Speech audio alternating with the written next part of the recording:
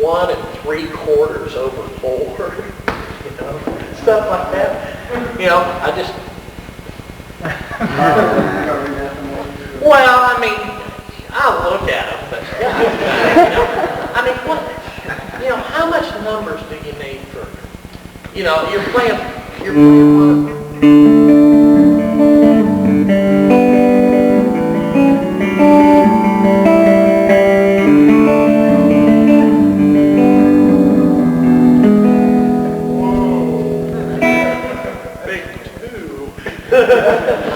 you know, I mean, how much numbers do you really need, you know?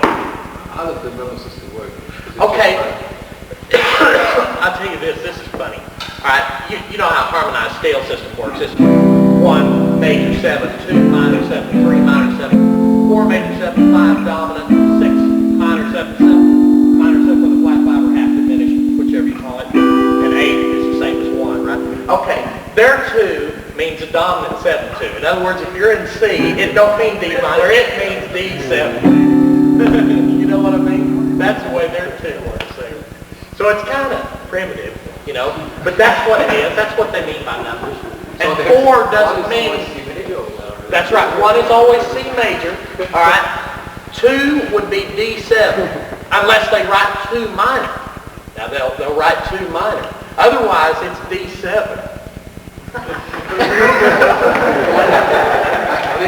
Do those guys ever play like E flat? Oh yeah, that's the reason they use number systems, see? Because with the number system, see, you don't have to have a key signature. Think of that. Your 1 is always the tone. The 1 is always a time, right, yeah. And 2, but 2 is always, remember that, 2 is always tough. I think that's kind of funny. Especially after, you know, you go to school here 4 years, man, they pump it into you. That 2 is a month. Not in Nashville, baby.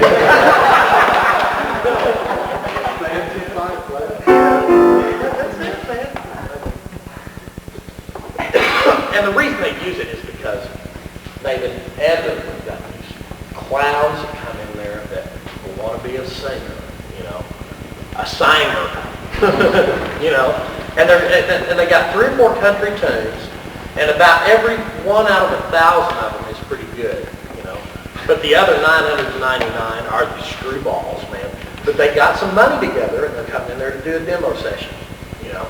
So you're going to go down there and play for the guy, make your $200 bucks. So anyway, he comes in, and he's got 5 songs that he wants to do, and the producer's going to write out charts for him. Well, man, he don't know anything about music. So he doesn't have the slightest idea of what key he sings it in.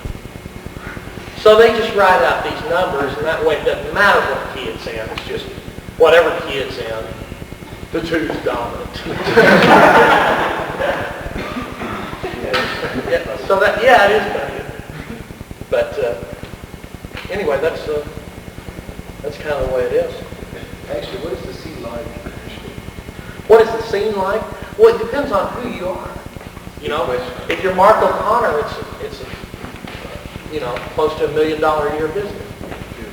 If you're Clint Strong, it's a road gig most of the year and a few demos in Nashville, working your way up to hopefully be on the A team. You know, where you get those masters, and when you start getting those masters, you're talking about $450 to $500 an hour. Talking about some guys that are making, pulling down $200,000 to $300,000 a year doing recording sessions, doing 2 or 3 of them a day. You know. Is there really that much work? Yes, sir, there sure is. You bet there's a lot of work. Well, stop thinking. You know, if I'm there 8 days and I'm not even an A-team guy and I'm from completely out of town, you know, and I got a little reputation because I work for Merle, so that's country, you know, that carries a lot of weight in the country western industry. But I'm already getting a few calls for these $200 gigs, which, you know, if you've been working gigs around here, that's a pretty nice little gig, considering that I only had to work maybe 3 hours altogether to get that money, you know, and real easy work, you know. It's not like I was having to write something out or figure out some real hard part or anything, you know. I was just using maybe a third of what I did, you know. So, man, yeah, you bet there's work there. There's a lot of work in Nashville. But you got to know how to play country, you know. can't come down there and start, blowing McCoy Tyner riffs because they're not going to go for it. I mean, you'll just be out that quick. There's just no scene for that there that I could see. Some people though today did tell me that they went there last year and found some great jazz at this restaurant called Mirabelle's, which I haven't been to yet. So I've only been there 3 months, so I'm not like an authority on the scene or anything. But I can tell you that Reggie Young and Brent Mason and Brent Rowland are the 3 top session guitar players there. They're making a lot of money.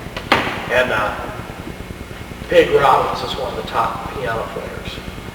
He's making a lot of money doing sessions too. So that, I know those guys. And that's happening. That's what's happening there. How long have those guys been? A long time. Long time.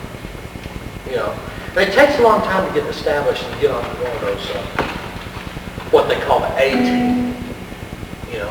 And the A team, what it is about 10 or 15 guys that do a large part of the recordings. And what they get, there's demo sessions and then there's master sessions.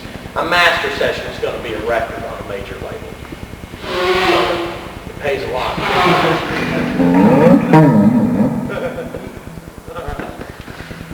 Oh, let's see if I can think of another tune here, man.